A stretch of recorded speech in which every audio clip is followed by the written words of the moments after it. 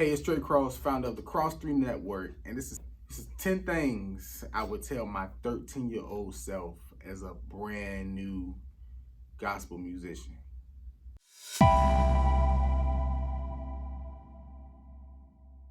So, number one, always have good character.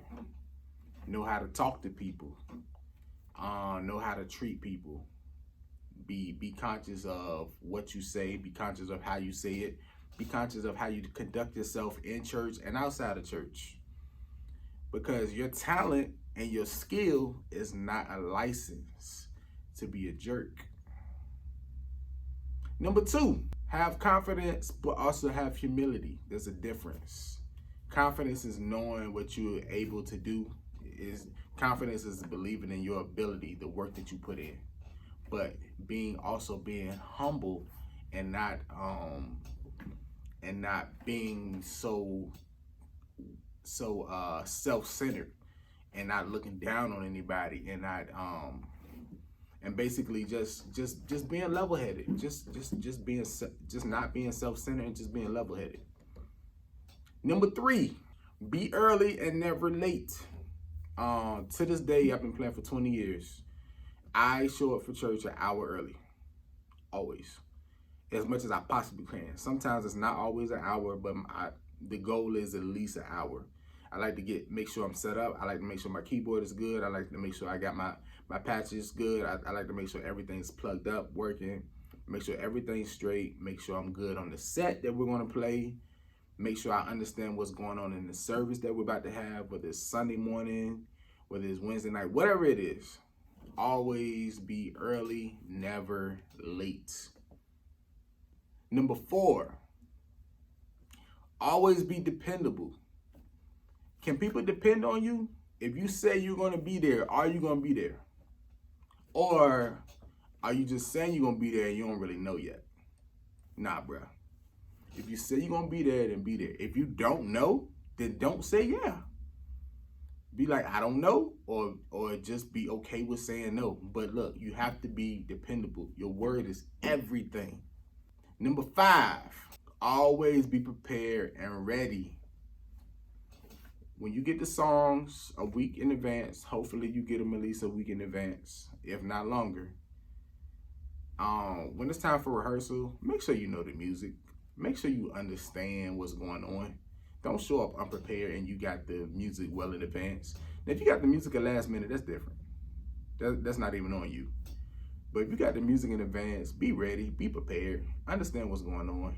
Even be ready and prepared in service. Number six, know the vision and the sound of the church. Know the vision and the sound of your ministry. You should understand what the sound of your church is. You should understand the vision of your pastor. Know it inside and out. That's how you fit your ministry like a glove. This is what makes you so hard to replace. This is what gives you so much job security. People that don't know the ministry and people that don't know the sound and the vision of the ministry, they're the ones that normally get fired. Pretty much. Number seven, worship is not the time to shed. Shedding and showboating it's a place for it. I know you're talented. That's great. I know you're skilled. That's great. You worked hard on them runs. You worked hard on that new progression. You worked hard on that new thing you learned, whatever.